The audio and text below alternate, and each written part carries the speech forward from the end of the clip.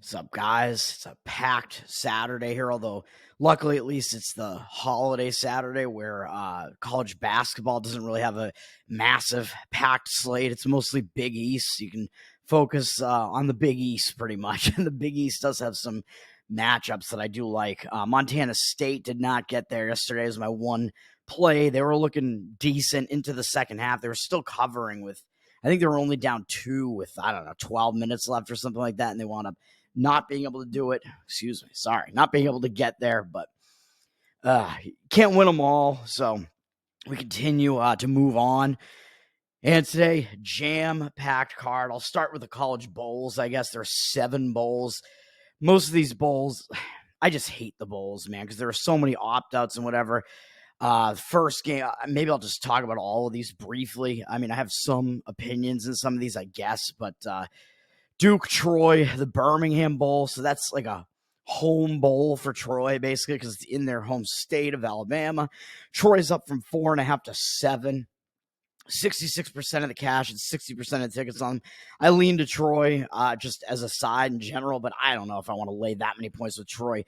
I think people are going to think that the line looks suspicious because why is like a Sun Belt team that doesn't really have a great offense laying that many points against an ACC team in Duke? Duke has had a lot of transfers out. I think their starting quarterback and starting running back are not playing in this game. I think they both transferred out.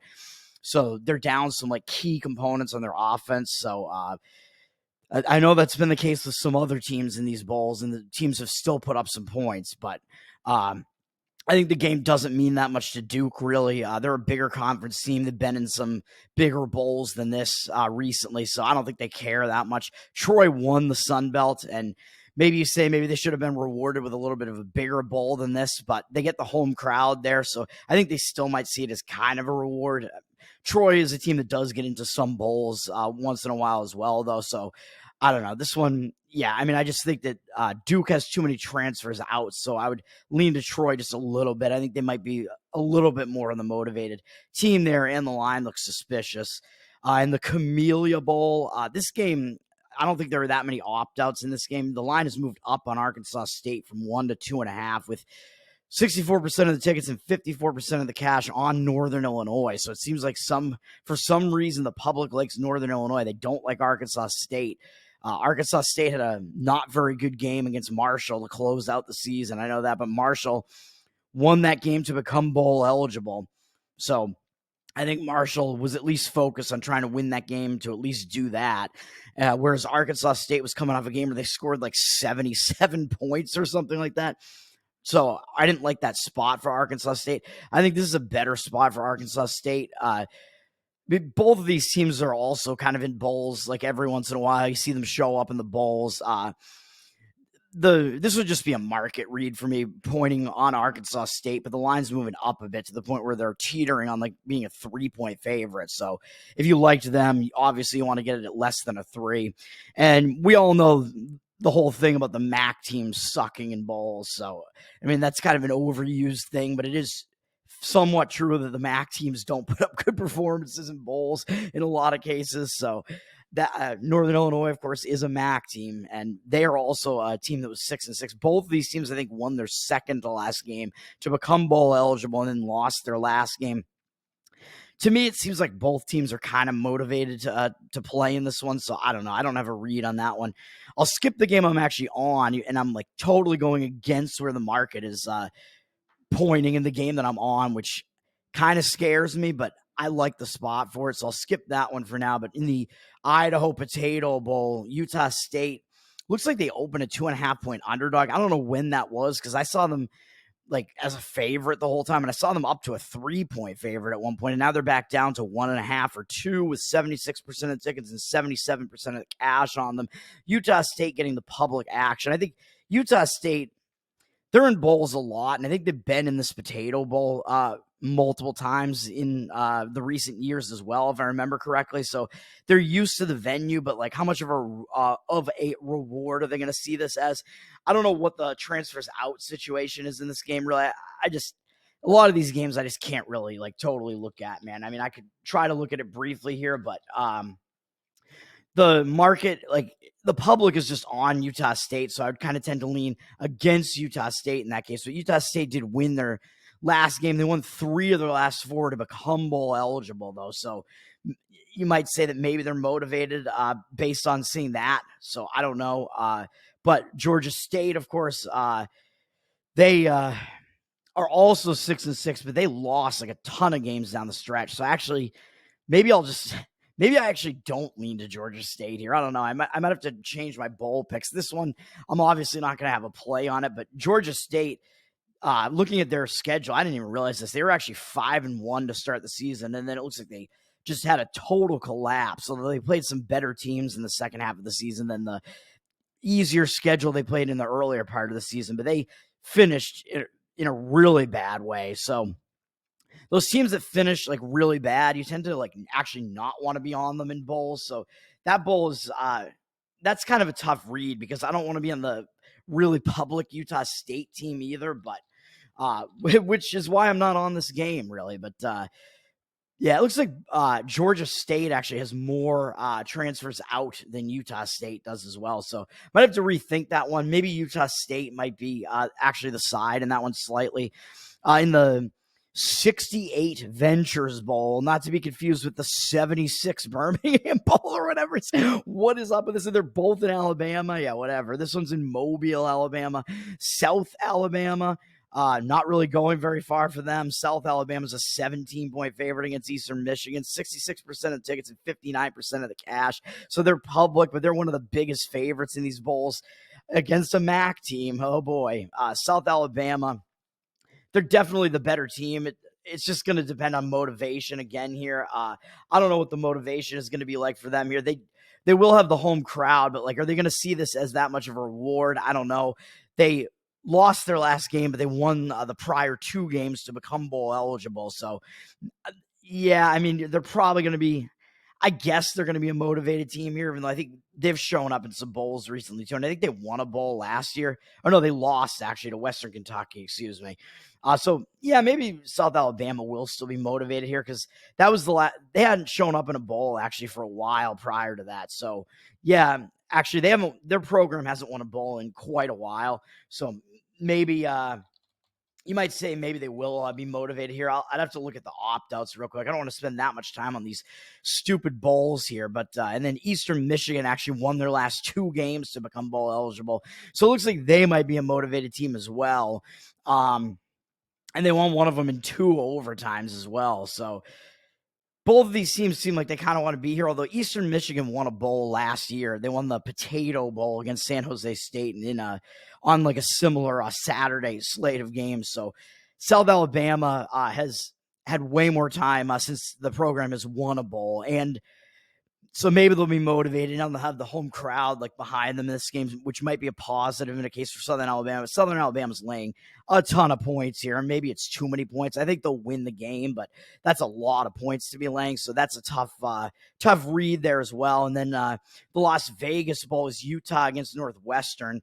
Utah, I think, is a team that has more opt-outs there. They've gone down from 9 to 6. They've been hovering around 6 for a while. They got 54% of tickets, but 57% of the cash on Northwestern. I think Utah, they are the more public team.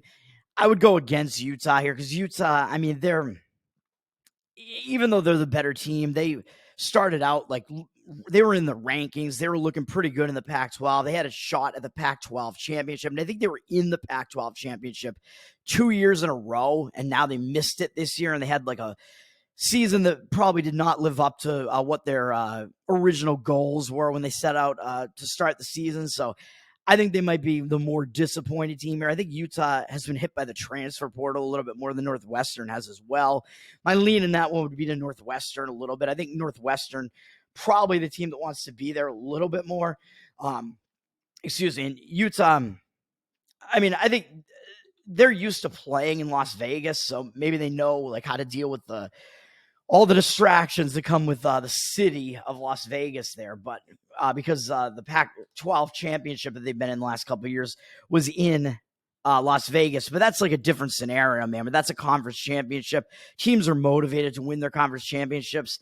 In a case like Utah here, where I think they kind of fell off and had a disappointing season, I don't know how motivated they're going to be in this one. Whereas Northwestern, I don't think they had like really high aspirations to start the season. I think they'll see this as more of a reward. I would have to say they won their last 3 games, although they only needed to win 2 of those to become bowl eligible. They weren't against like the better teams really, except they did beat Wisconsin, who's a decent team.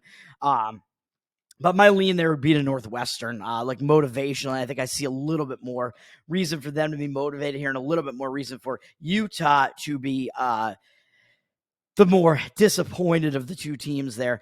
And then the game that I'm actually on, even though I'm going against the market here, I'm on James Madison -1 and in the Armed Forces Bowl in Texas. And they've gone down from 3.5 to 1. They have 60% of the tickets on them, but 57% of the cash on Air Force. I don't understand why the market is on Air Force here. And it might be like, the market might be like kind of fading, like maybe the recency bias there. I don't know, but recency bias, I don't think that's that much of a thing in a bowl. I think, like I've been saying, when you have a team that collapses and has a really bad end to the season, they tend to not be a good team to play in the bowls, and that is the case with Air Force here. Air Force was in the rankings. They were looking at an undefeated season. They were sitting at 8-0. Then they lost to Army. Their quarterback got injured, and they totally collapsed and didn't win another game on the season. So Air Force, they got to be one of the more disappointed teams coming into the bowl season, man. Even though, yeah, it's Air Force, and they're playing in the Armed Forces Bowl. Air Force is one of the service academies, so we know the whole thing. Like Air Force, they're gonna be disciplined. They're Air Force, whatever. Yeah, I think that all that stuff is overrated though to me. And Air Force, they've played in this bowl before. Like I don't think this bowl matters that much to them, even though they're a disciplined team. They've had more transfers out. James Madison has had almost no transfers out, so I think they're gonna have a pretty complete team for this bowl game.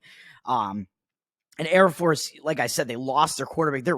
They really don't have a quarterback, even though, of course, they're known as like a rushing offense. But you still like to have that guy who's there, who knows how to run the offense. And the quarterback is still a guy who's going to be running in the triple option and needs to know like what plays to make, what options to make, etc. Like you still need that playmaker there at quarterback. And I think Air Force is lacking that at this point with the injuries that they have. They really struggled coming into this game. What else was I going to say about Air Force? Yeah, so I mean, I think they fell short of the goals that they had when they were sitting at 8-0. They were looking at like, we're going to potentially be undefeated. We're looking at like a much bigger bowl here. We're going to get into the Mountain West Championship game. They didn't even make the conference championship game. Yeah, I think that's bad. Whereas James Madison on the other side, what's their situation? Their situation is similar to why I played Jacksonville State. They're 2 teams that got into the bowls because of a loophole. They're ineligible for bowls because they're in transition period, so they were ineligible for their conference championship as well. And they had that big game on College Game Day where they lost at home as a big favorite to App State, and that didn't look good. And that was kind of like sort of like the dream crusher for them. But I think that they now have like new life, new hope, because even though that was a dream crusher, it's like, well, we're not going to get into the conference championship game, whatever. It looks like we're not going to be playing in a bowl, but now they are, because not enough teams made the bowl. So James Madison and Jacksonville State got to get into a bowl because of the that like loophole in the rules there, where if you're in your last year of the transition and you've won a certain amount of games and there aren't enough teams to fill the bowls, you actually get to apply to be in a bowl, and that is the case with James Madison. This is their first bowl in program history. They've only been in Division I for a couple of years. They were a pretty good FCS team when they were in FCS. I think it's a big deal, man. It's their first bowl in program history. I think that's a big motivational factor. That was the case for Jacksonville State, even though Jacksonville State almost lost that game. It was because of a lot of bad turnovers. They had multiple quarterback injuries during the game. I think James Madison's in a similar spot to that, and they get to play an Air Force team that's a pretty well-known team in college football and had a really good start to the season, and is a much more disappointed team, has collapsed down the stretch. I think James Madison's the team that wants to be here more. I'm hoping that like for their first bowl game program history, they're going to have players. They're going to have fans that travel for this. So I like James Madison there. I think they're the more motivated team. I don't understand the market at all. Really, the market again like might just be fading. Like what the recency bias is there. I was going to say one of the, the only other thing I guess is that Air Force, they do run the triple option, and James Madison, I don't believe really sees the triple option often, if at all. So maybe it's going to be a little bit difficult for them to prepare for that. So that might be one factor that comes into play here, but I think a lot of it's going to come down to motivation here. And I think James Madison has the motivation on their side. I think there's a pretty big motivational discrepancy there. Hopefully I'm reading that game right and we get extra value because the line has crashed so much. So James Madison -1 is the college football play. Moving to college basketball, it's a short slate. The Big East are really the games that you're looking at on this slate here. One of them that I would be kind of close to playing, but I'm not going to do it, would be to fade Villanova, because Villanova is coming off a big win over Creighton in overtime. They upset Creighton on the road. That's a big win for Villanova.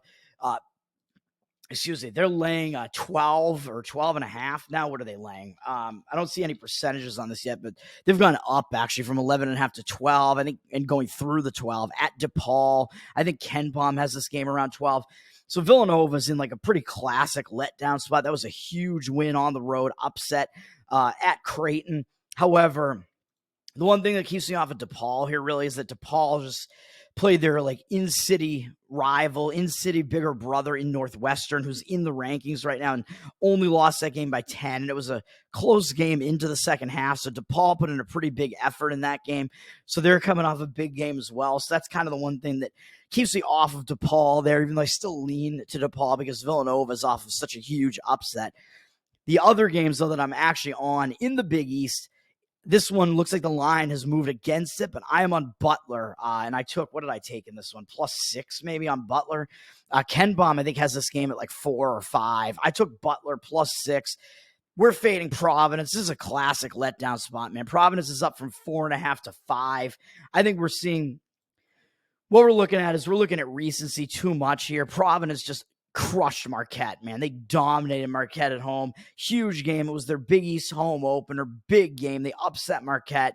Now they get Butler coming into their house before the like big holiday break. I think you're just sitting there. You're sitting really high. You're way too high and mighty now, even though the fans actually didn't storm the court there.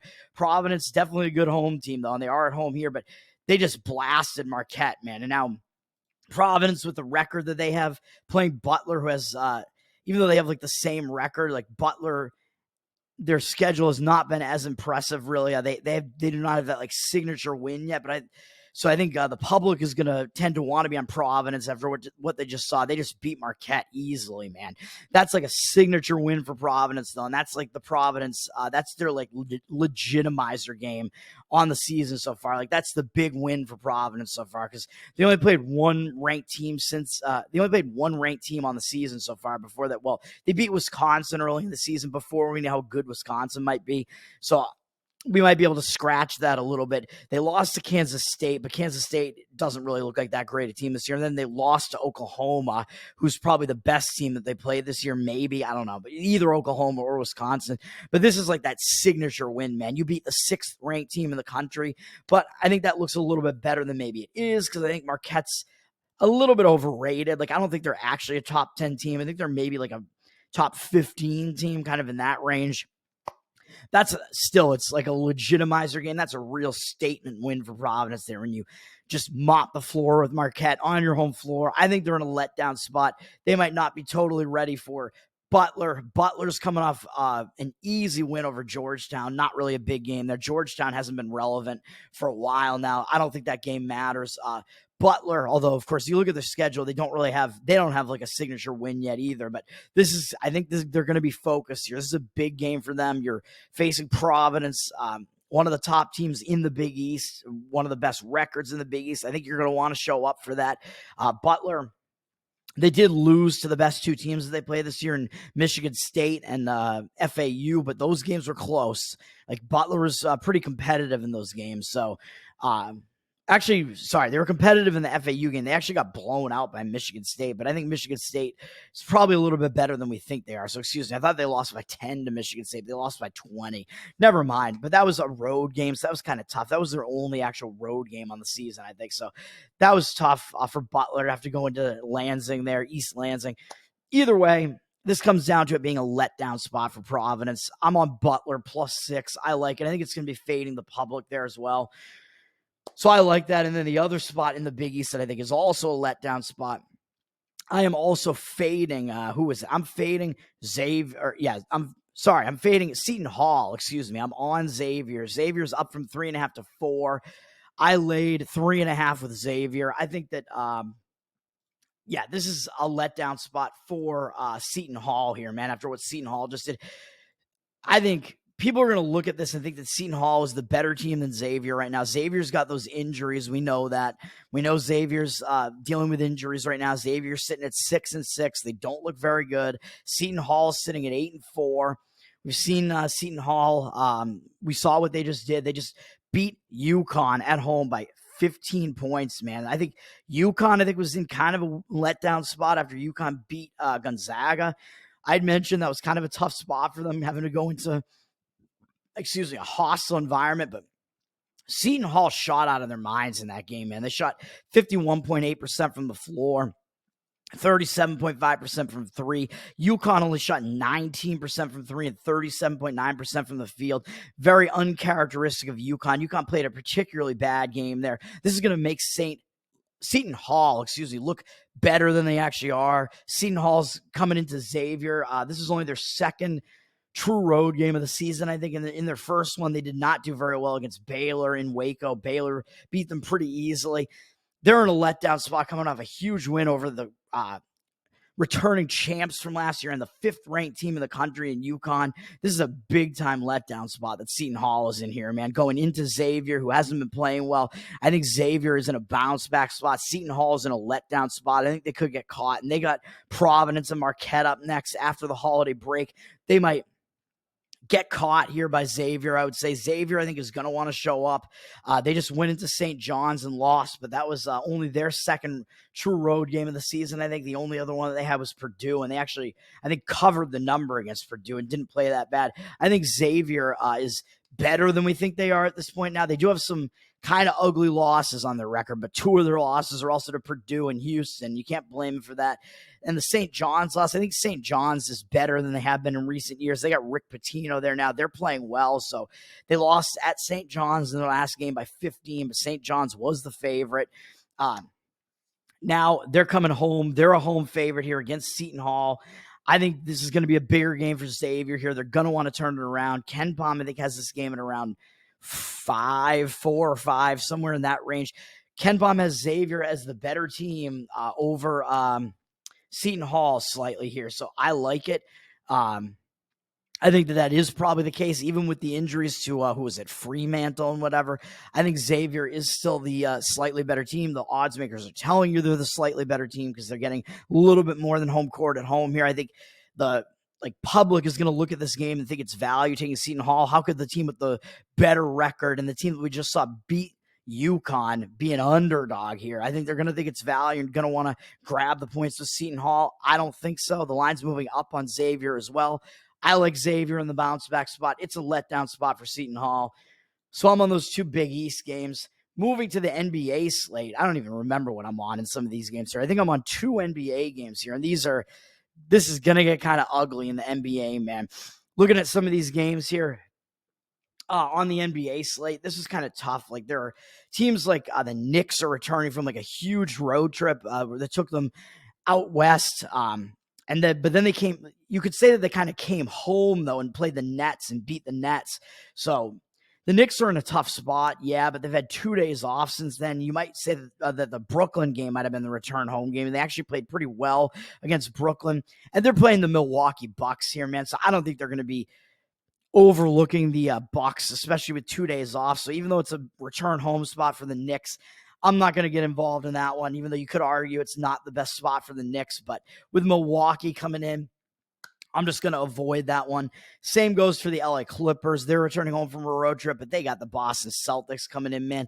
You're not going to overlook the Boston Celtics, I don't think, even though the Clippers just had their huge win streak just broken, and it was the Thunder just absolutely annihilated them, which is crazy. So sometimes when you have that win streak broken, that tends to like hang you over a little bit as well, and they're returning home from a road trip. So not the best spot for the Clippers there, but like I said, they're playing the Celtics. I don't think they're going to overlook the Boston Celtics.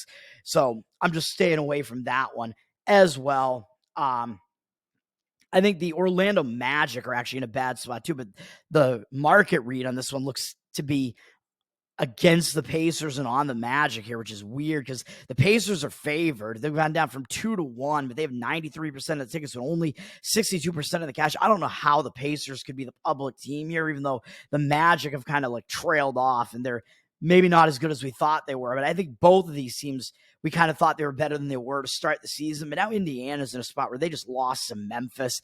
That was ugly. They probably should not have lost to Memphis, even though Memphis is better with Ja back. I think it's kind of a bounce back spot for Indiana, and they're on a bad loss streak, but they lost to the Celtics twice. They lost to the Heat and they lost to the Bucks. Those are all good teams, and those are all tough games too. And coming off the game against Milwaukee, you only lost that game by 4. They were kind of in that game late, and they only have one day off. They're playing a third game in 4 days, all in different cities. It's a tough game for Orlando, man. So I was looking to play the Pacers here, and I think the public might look at this and say, why are the Pacers favored here when the Magic are the better team? I mean, of course, they get home court advantage, but to me, it almost looks too easy to take the Magic, where it's basically just a pick the winner situation. So my lean there is to the Pacers, but it would be fading the market there to such a degree that I just can't do it. Houston, I think, is in a bad spot. They had a big win last night. They blew out, who did they blow out? Dallas at home. Big, like, Texas rivalry. That's a big win for Houston. And now they have to go turn around and just go out on the road with no time off to play New Orleans. I don't think that's a good spot, but New Orleans is returning home from beating Cleveland 2 days ago. So I think it's not really the best spot for either team. I think that's a decent win for the New Orleans Pelicans as well. The Pelicans do look like they're up from 6 to 7. I don't see the percentages on this, so I lean to the Pelicans there, but it's not going to be one of my plays. And then there's so many leans that I have here, man, that I'm not actually on. What games am I even on at this point? I don't even know. Yeah, I see what games I'm on. All right. Too many leans. Trying to finish this. This is just such a packed card here. I'll finish it, though. I have hockey next. I don't have that much going on in hockey. I have 1 playing hockey, 2 in the NBA. And then Toronto, I mean, you could argue they kind of played a tough game last night. They're coming off 2 tough games against the Nuggets and the 76ers. Yeah, I mean, and you got to look at teams also have Christmas look-aheads here. Toronto is not one of those teams, but you do have to look at teams that have Christmas look-aheads, and I think I'm actually against one of those teams. That I was looking to maybe go against Toronto, and Utah just beat the Pistons, and not very impressive beating the Pistons at all whenever you do that, but maybe Toronto's in kind of a bad spot, but I'm just staying away, even though they're down from 6 to 5.5. They got 87% of the tickets and 99% of the cash. It looks like, I don't know about that, but Toronto, yeah, I would probably look to fade them, but I'm just not going to get involved in that one either. Just a lot of games to at least comment on here, but let's go to the actual plays, man. I am on the Detroit Pistons, team you really got to pick your spots with, but last year I was so good with the Pistons, man, even though I think they were better than they are this year. This year they're just miserable. They haven't won a game since October, and I've only been on them once this year since then, I think, and they missed covering by 1 point. I need that Detroit Pistons magic back, man, where last year it seemed like every time I was on them, those are the only games that they wound up winning. I think they won like 11 games last year or something. I think 8 of those I was on the Detroit Pistons, and they won outright in those games. And it seemed like there were only a couple of games, or I think there was 1 game I was on them last year where they covered and didn't win outright, and there was like maybe 1 game where they didn't do either that I was on them, but they were like my magic team last year, not the Orlando Magic, but Detroit like had that voodoo around them last year, and I just kept winning. Let's hope it comes back for this one, man, because I'm fading the Brooklyn Nets in this spot. Nobody's going to want the Pistons. Who's going to ever want the Pistons in any situation? But the Nets, they're down from 10 to 9.5 here. They have 81% of the tickets and 80% of the cash. Nobody's going to want the Pistons, man. They got the worst record in the NBA. Who's going to want anything to do with that? Even though the Nets are on a 5-game losing streak, nobody's going to want anything to do with that. But the Nets, that has been a tough stretch of games, man. A lot of that was on the road. They lost to Denver on the road, lost to Golden State in a game that they played it close. I think one of these games I might have been on them, might have been that game. Then they lost at Utah, which I think was a bad spot coming off the tough game against Golden State. That was the game I was on, actually. I was on Utah in that one. I think Utah won easily. Then they came back home. That's bad when you return home, man, from a long road trip. That's a tough spot. They lost again to the Knicks, and then they had a better game in their next game. That's like the game where they were a team when they have that ugly return home, they tend to do better in the second game returning home, and they did. They fell short, and that's why I like fading them here, man. They put up a big performance against the returning champs, the Denver Nuggets, and they were in that game the whole way. They took the Denver Nuggets like to the brink, man. They took them to the wire, and they wound up falling just short. And when you're a team and you play like a better team like that and you go all out and you fall just short, you're in a bad spot in the next game, man. Brooklyn, that's the spot that they're in. They're in a bad spot. I would like this better if they had a Christmas look ahead, which they don't. They actually play Detroit again next, but I think they're in such a bad spot coming off that game against Denver. Pistons, they got to want to do something, man. They've been losing so many games. They're going to want to salvage something here, I think. They just came back home. They had a return home, and they lost to Utah. I don't like those return home spots, really, even if it was like maybe a better spot for Detroit than it was for Utah. I don't even remember. But now they get to go back out on the road again. You have one day off. That's like, it's a situation where you tend to like, want to like refocus yourselves a little bit. You go back out on the road. Maybe you'll actually be focused on basketball. You have nothing else to focus on right now. I'm on the Detroit Pistons plus 9.5. Detroit's got to do something to snap this losing streak. They don't need to win this game. They just need to come within the number. Brooklyn, I think they might be hung over after that. So Brooklyn's on a back-to-back, actually, and playing a third game in 4 days, even though they're all at home. They're playing a back-to-back after that max effort against Denver last night. So this is a bad spot for Brooklyn, man. So I'm on the Detroit Pistons. Hopefully we regain some of that magic that we had last year playing the Detroit Pistons and winning so many of those games last year. Let's do that. And then the other game I'm on is also a big underdog in the NBA, and it's on the Portland Trail Blazers. I'm going back to the well with Portland here. Golden State, they got a Christmas look ahead, but they're also on a back-to-back, and they've played a pretty tough stretch of games recently, and they just beat Portland in Portland not that long ago on the 17th, even though I was on Portland in that game. Portland did take them like almost to the wire in that game, so you could argue maybe that will focus Golden State here. I'm not so sure about that. Golden State's playing a back-to-back. They had that win against Portland. They had that huge win against Boston, overtime. And then I thought Golden State was in a bad spot coming off of that. And they didn't suffer the letdown there. And they beat the Washington Wizards, even though the Wizards suck. That was last night. They beat Washington. And somehow I wasn't on that game. I don't know why I wasn't on that game. Why wasn't I on that game? I don't even know. I don't remember. That seems like a game I would have been on. But whatever the case may be, I would have lost it. So Washington actually covered, right? Because they were a 12-point underdog. They covered by 1 point, actually. So I should have been on it. Damn it. So Golden State, they're coming off that game. And who do they have up next, though?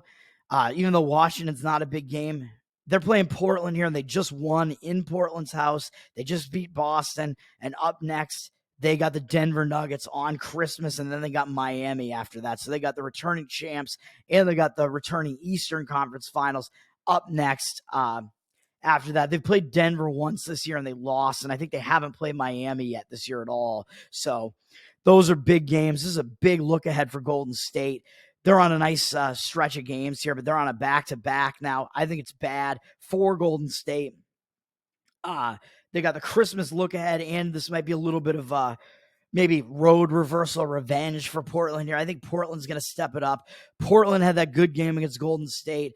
Then they beat Phoenix, which was that was a pretty big game for them, a big win, nice win for Portland. And then what do they do in their game after that? It was a bad spot, and they got caught, and I was on the Washington Wizards against them. The Wizards actually really took it to them, and the Wizards were beating them pretty badly for most of that game. It was a bad spot for Portland, sandwiched in between the Golden State games and the Phoenix game. They played Golden State, Phoenix, and they had this Golden State game upcoming. Bad spot for Portland there. They got caught They lost that game badly, actually, even though they caught all the way up and almost actually still won. Washington covered and still won outright for us. That was a bad game for Portland. Now they get to go back out on the road. They get to play that team that just beat them in their house. They don't have a Christmas game to look forward to. They have a day off, whereas Golden State also does, right? I forget. Do they or no? Golden State played yesterday. I don't even remember. I don't know what's going on. Yeah, Golden State did play yesterday. Excuse me. So Portland has a day off and Golden State does not. So I think Portland's in more of the bounce back spot here. Losing to the Washington Wizards is just ugly, man. You're going to want to bounce back from that bad performance. This is a spot where they might put together a better performance again against Golden State. Even though we saw that they did play better against Golden State in the previous game, I don't think the public's going to want anything to do with the Portland Trailblazers here. This looks like a big cash discrepancy game here, pros versus Joes type of thing. The Warriors are sitting at 8.5, 72% of the tickets on the Warriors, but 86% of the cash on the Portland Trailblazers. I took +9 on the Blazers. I'm on the Blazers +9. And then let's go to NHL real quickly here. NHL, there's only one game that I'm on. It was actually the first game I looked at on the board. I think Pittsburgh-Ottawa is an interesting game, at least because I think Ottawa is in a bad spot. They're returning home from a road trip where they had a fairly close game, I guess, against the Avalanche to close it out, and they lost every game on the road trip. So people are going to think it's a bounce-back spot for Ottawa. I don't think it is. They're playing Pittsburgh, who hasn't really been doing that well, and they have Toronto up next, which is a bigger game for them. And they lost recently to Toronto as well. Excuse me. So it's a bad spot for Ottawa on the return home. I'm just not sure that Pittsburgh is in the best spot either, because Pittsburgh's coming off that game that I was on. Big win against the Hurricanes, and they had a decent win over the Wild in the game before that. So I just can't do it. I can't get on that one, even though I think I would lean to Pittsburgh in that one. Ottawa's up from -102 to -109, but Pittsburgh looks like they have 99% of the cash, but 67% of tickets. So I think there probably is going to be a cash discrepancy on Pittsburgh if my read is right on that.